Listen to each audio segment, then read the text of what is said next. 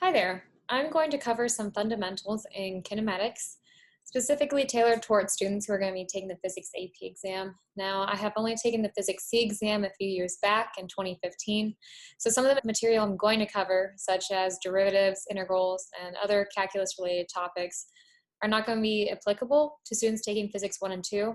However, definitely some of the topics I do cover are going to be important for all students taking the AP physics exam. So let's get started. The relevant equations for kinematics are V is equal to V naught plus AT, X is equal to X naught plus V naught T plus 1/2 AT squared. And lastly, V squared is equal to V naught squared plus 2A X minus X naught. I also want to give you a good understanding of when you want to use these equations. So if you see words in the problem, such as how far an object goes or its range, you need to be using this equation. And when you hear words in the problem or see words in the problem that say final velocity or final speed, you need to be using this equation. That being said, I also want to define the difference between vector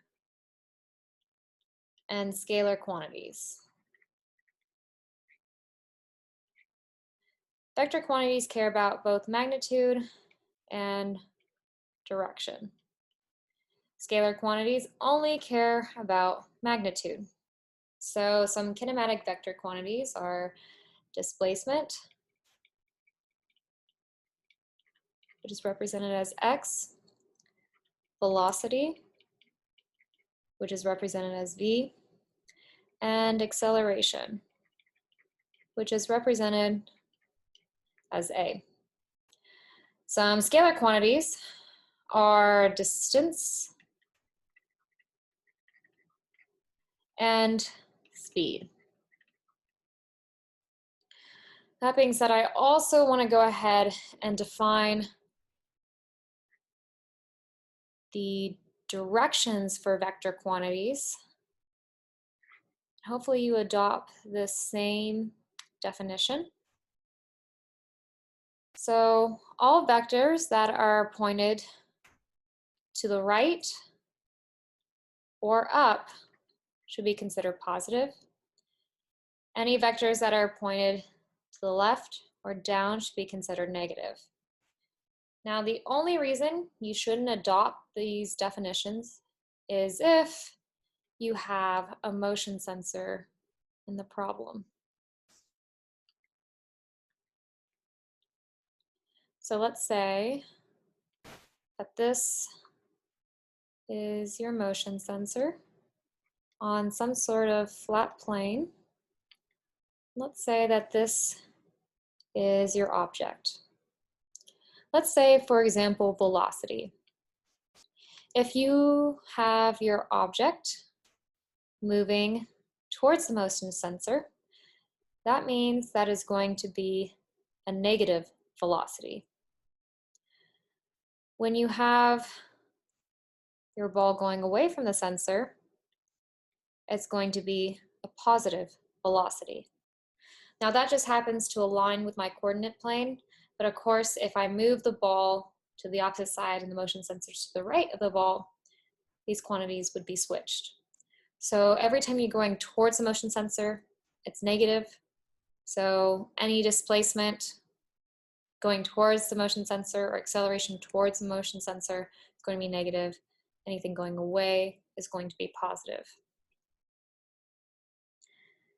All right, so to test our vector versus scalar fundamentals, let's say that you are at point 1 and you travel 2 meters to the right to get to point 2.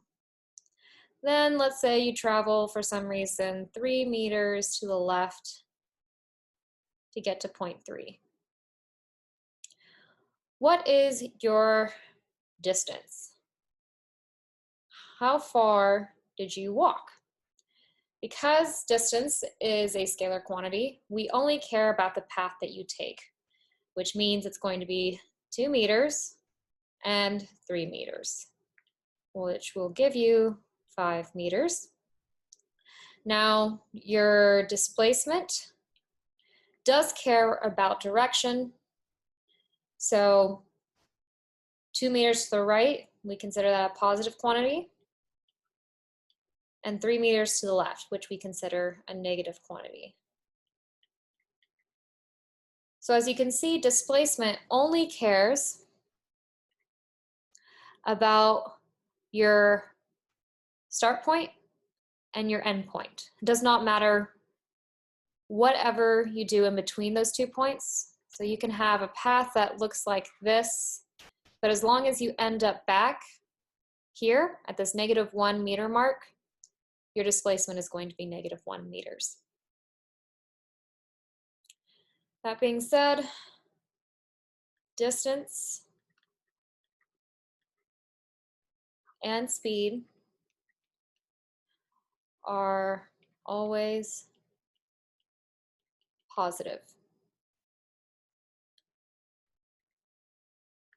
Some good things to remember: if acceleration and velocity are in the same direction, you are speeding up. If acceleration and velocity are in opposite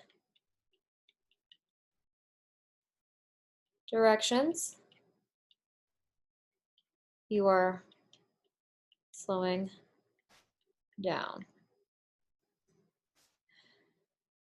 Lastly, if acceleration is equal to 0, velocity is constant. Now again, these are fundamentals that most people have learned in physics regulars or physics pre-AP, but some schools don't provide those and send you directly into AP classes. So that's good to have memorized. Now, very easily, if you are in a car, on a road, on a hopefully a flat road, let's say you have a velocity going to the right, when you apply your brakes, your acceleration is going to the left, hence why you slow down. If you place your foot on the gas pedal, your acceleration is in the same direction as your velocity, hence why you're speeding up. And if you neither brake nor accelerate, and if this was a perfect world, your velocity will be constant, given that there's no friction on the road. So you'd have the same velocity speed for the rest of time, since acceleration is equal to 0. That being said, you also have to have a very good understanding of the differential and integral relationships between displacement, velocity, and acceleration for Physics C. So going from displacement to velocity, you need to take the derivative of displacement with respect to time, or you look at the slope of the curve. To go from velocity to acceleration, you need to take the derivative of velocity with respect to time, or again, look at the slope of the curve. To go from acceleration to velocity, you need to take the integral of acceleration with respect to time, or look at the area under the curve. Let me write that. To go from velocity to acceleration, you need to take the integral velocity with respect to time, or again, look at the area under the curve. So taking the integral is the same thing as looking at the area underneath the curve, and when we take the derivative, it's analyzing the slope of a curve. So let's give an example.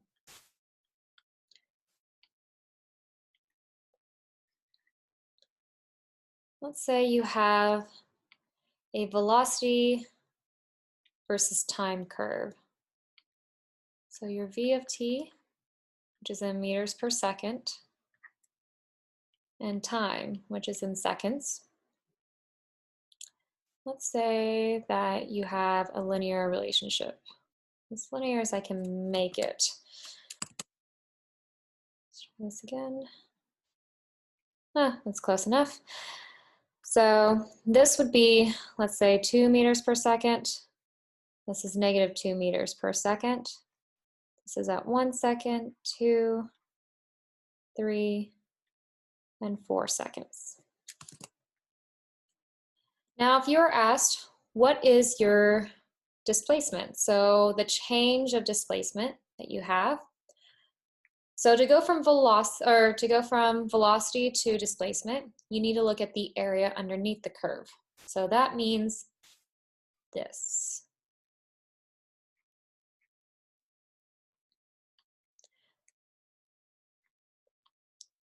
All right, so if you remember how to take the area of a triangle, that's 1/2 base, which is 2 minus 0, times height, which is negative 2. We do care about direction. And the area underneath the second triangle, 1/2 base 4 minus 2, times height, which is 2.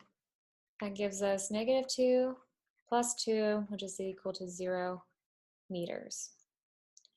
So if you ever have that the area underneath your curve or underneath the x-axis is equal to the area above the x-axis, your total area is going to be equal to 0. Now let's say, what is your distance? To calculate that, we would not care for the negative portion or direction in this scenario. So when we do this calculation, we will get 4 meters, 2 plus 2. Now, what if we're asked, what is the acceleration that this object is experiencing? To go from velocity to acceleration, you need to look at the slope of the curve. So that's this. And if you remember how to take the slope of a curve, you take any 2 points of the linear function. So 0, minus 2, and let's take this point, 4 and 2. So let's look at the change of x and the change of y when we do this. So the change of x is 4, and the change of y is also 4.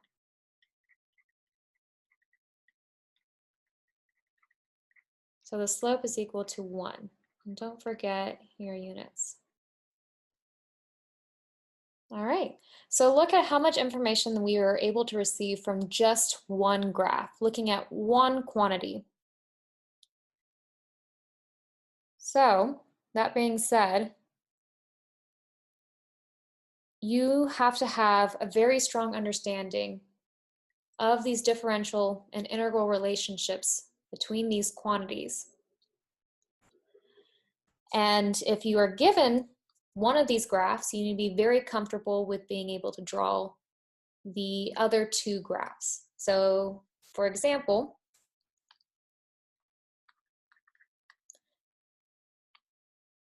if you are given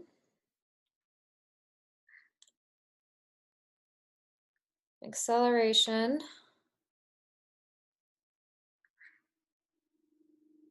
versus time graph,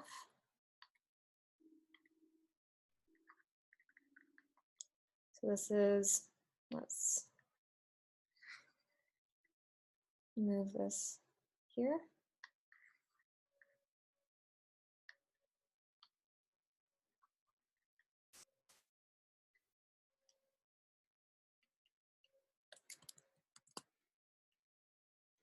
If given some a naught, some sort of acceleration, positive acceleration, you should be able to also deduce,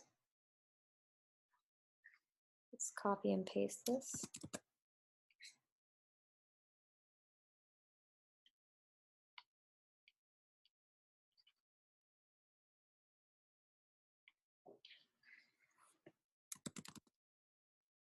what your velocity and displacement curves will look like. Now going from a constant and taking the integral of a constant, you will get, let's say out of V naught here, a linear function. And the integral of a linear function will be parabolic.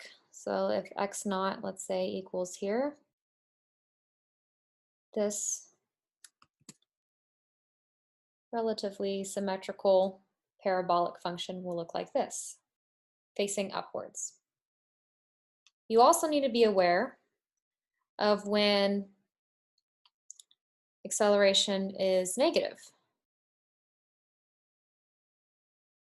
and constant.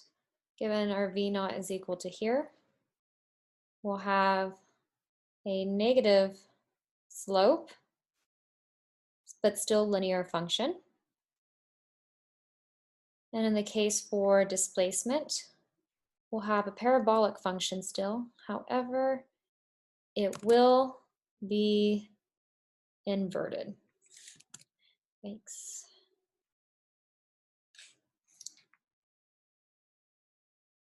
This is the most common relationship that you'll see. Constant acceleration with a linear velocity and then a parabolic function for your displacement. Now, that's not always the case. If you have, for example, your acceleration is linear, like this, that means that your velocity, the integral of a linear relationship, is parabolic.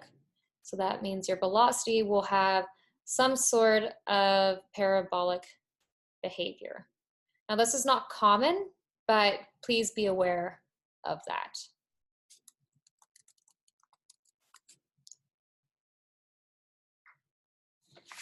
So, in addition to this, I want you to notice that when we experience a zero in velocity, we will have either a maximum or a minimum occur in the parabolic function.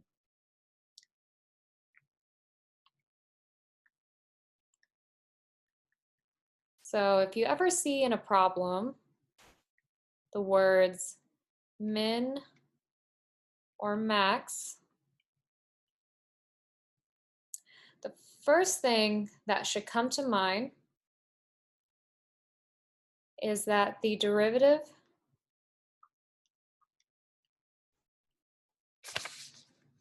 equals to 0. So when x experiences a minimum, its derivative, which is equal to velocity, is equal to 0. Or let's say the maximum velocity, its derivative, which is equal to acceleration, should also equal 0.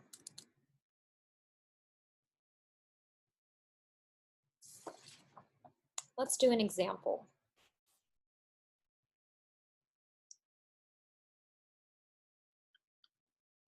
Given x of t is equal to 6 minus 3t plus t squared,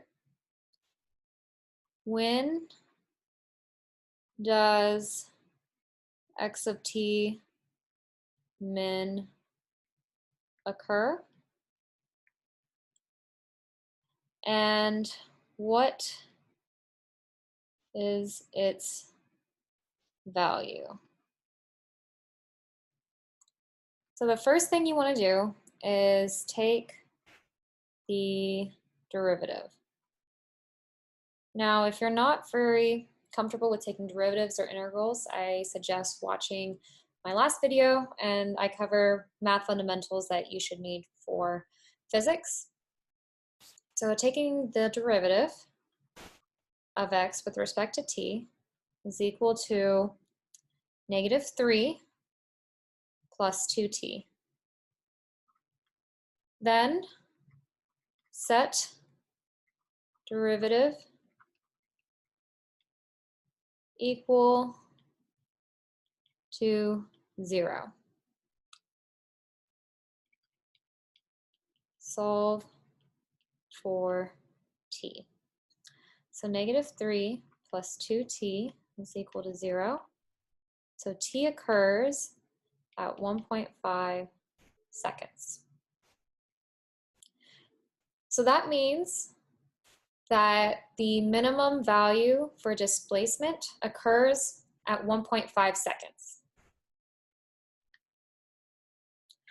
Then you're going to plug t back into equation x of t.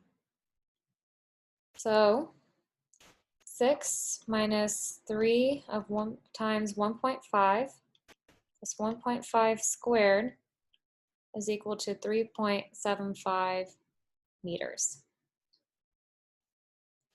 This is a very, very important concept for Physics C students. Understanding that whenever you see a min or a max or the words equilibrium, stable or unstable equilibrium, you need to be setting the derivative of that equation to 0. If you see an equation, they usually just won't let you plug in a variable. You either need to take the integral with limits or take the derivative. Those are the first things that should always come to mind. All right, so let's move to free-falling objects. I want to cover some of the basics there. Let's say that you have a ball. Let's say step 1. You have a ball at a certain height h. You toss it into the air with certain velocity. Very important, you need to understand to split any vector into its y and x quantities, especially if it's diagonal. So your velocity in the y direction is v, and your velocity in the x direction is equal to 0. As you can see, all the velocities pointed straight up. When you look at free-falling diagrams or free-falling bodies, the only force that acts upon the object is the force of gravity. So you see that the velocity and gravity vectors are in opposite directions. So that means you're slowing down. So the ball eventually reaches its apex. And at its apex, your velocity in the y direction is equal to 0. Your velocity in the x direction, in this case, is equal to 0. By the time that the ball falls back down to its original height, h, it's going to be of the same exact magnitude of which you threw it up at. However, your velocity in the y direction is going to be negative. In this case, again, because we are not considering air resistance, your velocity in the x direction is equal to 0. This is the same concept as if you shot the ball at an angle. At a velocity of v, remember you need to split it up into its y and x components. By the time that it reaches its apex, its velocity in the y direction is equal to 0. However, its velocity in the x direction is going to stay constant unless there's air resistance, which is usually not common, even in Physics C, multiple choice or free response questions. So whenever you're asked if the speed of the ball, if it's shot at a certain angle, going through a projectile path, the speed at its apex is not equal to 0. There is velocity in the x direction. Only its y, velocity in the y direction is equal to 0. Then when the ball falls back down to its original height, velocity v, its x direction is going to say, or its x velocity is going to be constant. However, its velocity in the y direction is going to be of negative quantity. Okay, now that we have these fundamentals in place, let's do an example projectile question.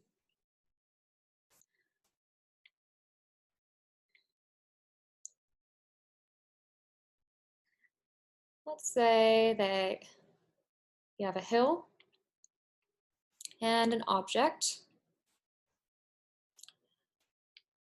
Let's say that this hill is 80 meters tall, and this ball is being shot at a velocity of 20 meters per second at an angle of 30 degrees.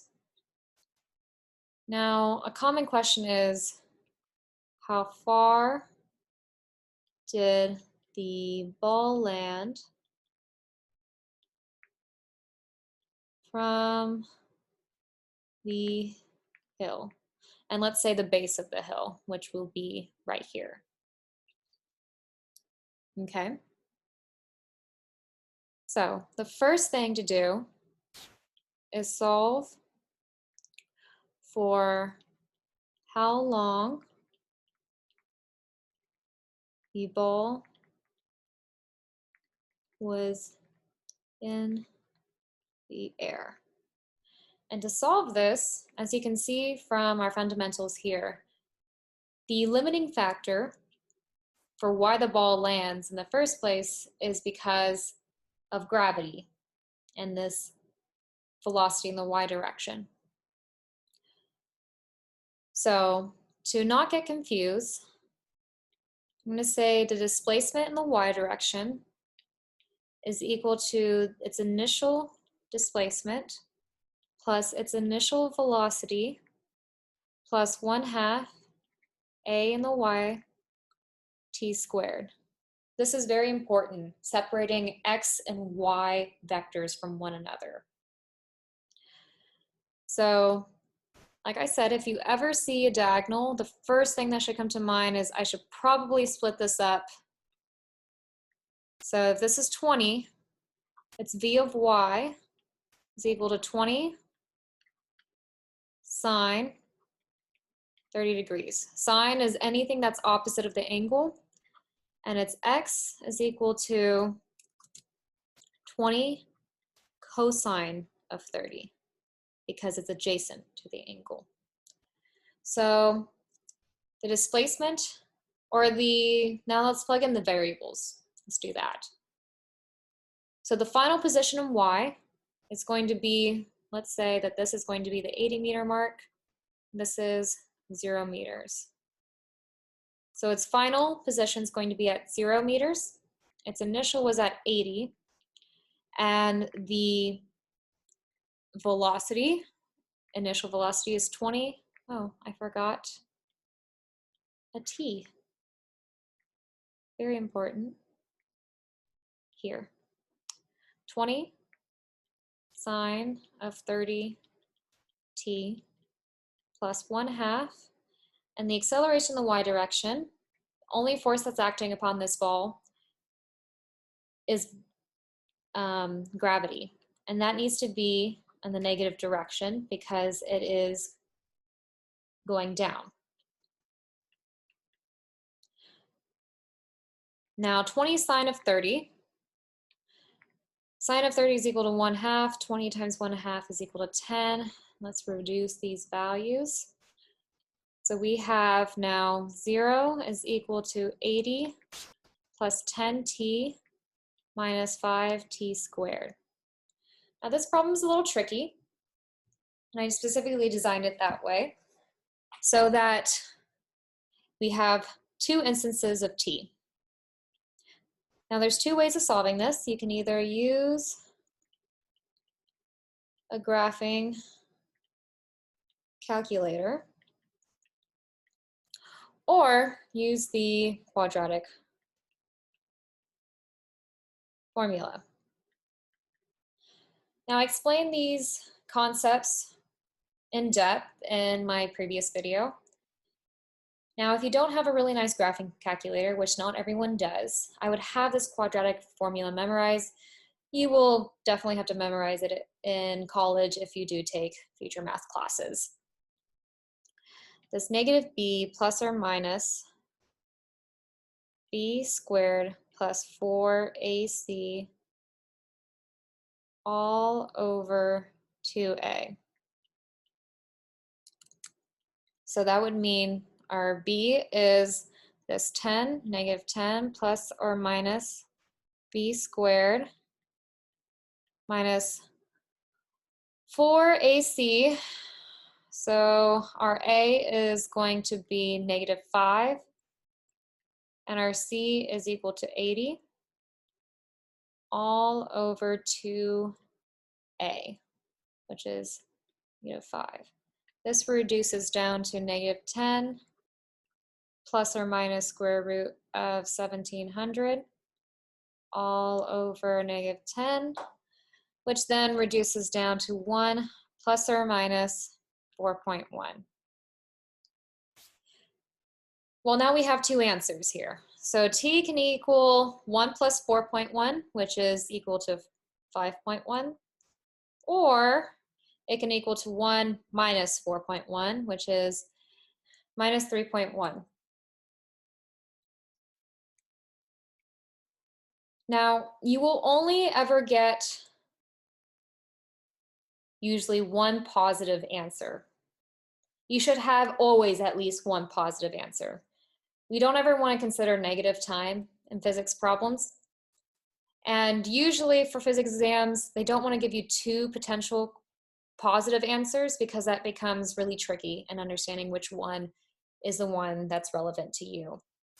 So if you get two negative numbers or two positive numbers, I would double check that you have the right variables plugged in to A, B, and C. In addition to that, I would also make sure that your negatives are being applied correctly.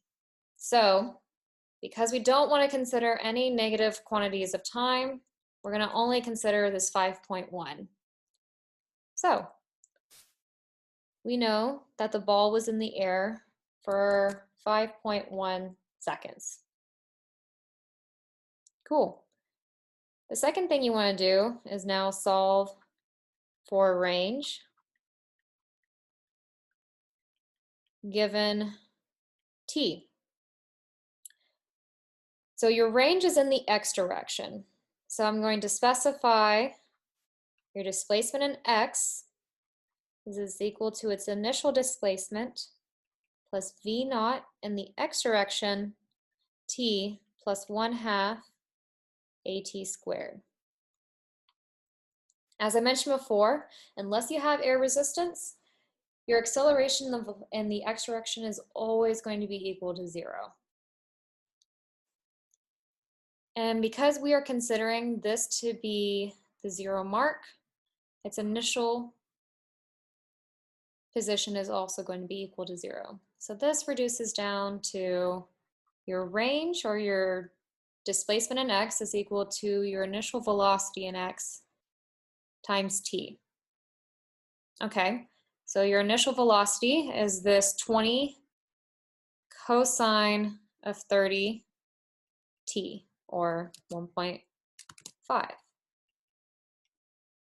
That's going to equal, or sorry, not 1.5, 5.1.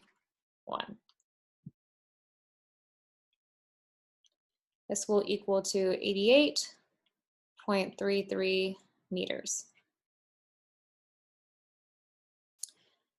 There you go. That's how you solve a range problem. The most important thing is to make sure you're splitting up your y and x components. They are not interchangeable. It's very common that this ball for a multiple choice question is being launched straight across, only in the x direction. And that makes this problem very easy because you won't have this t, this middle or the second t variable, because your initial velocity in the y direction will equal to 0. And you can solve for t very easily. Now let's say the question gave us also, what is the ball's final velocity or speed before it hits the ground? Just before it hits the ground. That means you're going to use this Vx squared. Again, we want to keep our x and y vectors separate. So your velocity squared, your final velocity squared is equal to your initial velocity squared in the x direction plus 2a acceleration in the x direction just times your displacement or your change in displacement in the x direction. Well, very simply, like we said, unless you have air resistance, your acceleration in the x direction is going to be equal to 0. Well, that makes it very simple that your final velocity in the x direction is equal to its initial velocity in the x direction, which is that 20 cosine 30 number, which simplifies to 17.32 meters per second. Well, that was simple. But now let's check the y direction. So its final velocity in the y direction is equal to its initial velocity in the y direction squared plus 2a acceleration in the y direction times your displacement in the y direction. So this being said, your initial velocity in the y direction is equal to 20 sine of 30 squared plus 2 times your gravity constant, which is, let's round it to 10, and your displacement, which is going to be 0 minus 80.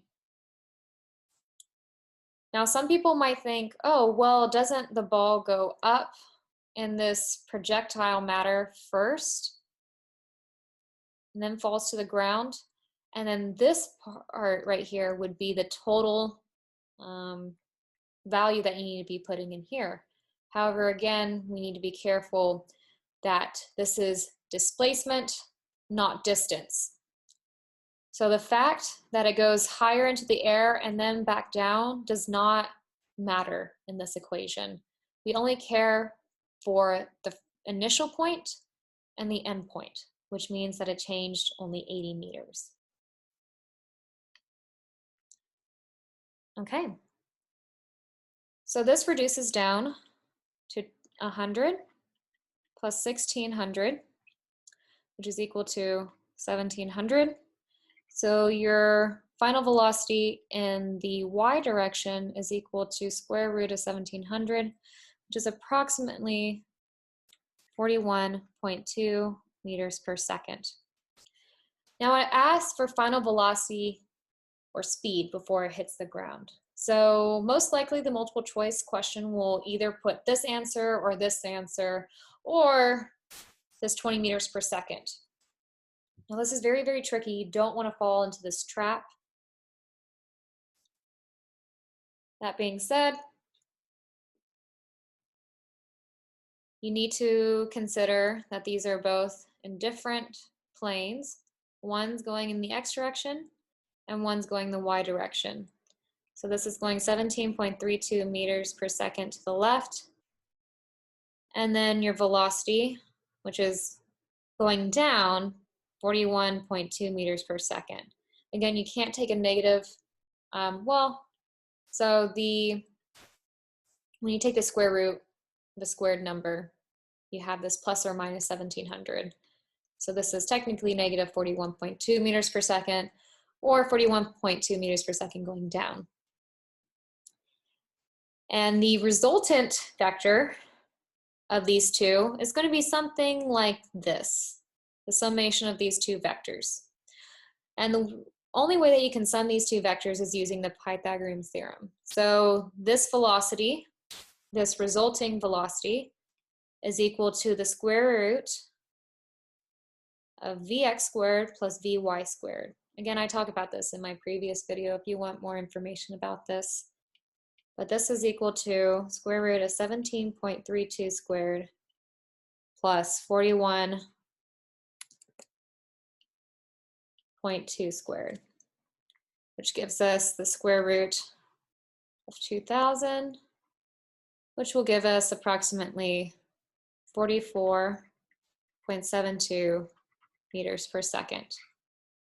Now, the only reason why they would ask for speed is because on the multiple choice answer, they're not going to want to ask, oh, but what's also the theta here? They might do that, and you can easily solve that using the tangent equation. Tangent of theta is equal to its opposite over adjacent. Let me redefine it here. Your opposite, in this case, would be v of y over v of x. And this is most common. Again, it depends on where your theta is located. So to solve for theta, you would have the inverse tangent of your v of y over v of x. So that's how you would solve for theta. And they might ask you this on the multiple choice. However, they probably won't ask both. It's pretty time consuming. So very simply, they don't want to specify direction of this vector, so they may ask for just speed, which is the same thing as this 44.72 meters per second. Okay, well, that's all I had for fundamentals in kinematics. If there was any errors, or if there's any content that I didn't cover that I should have, that you think that it's a fundamental, please comment below. All right, thank you.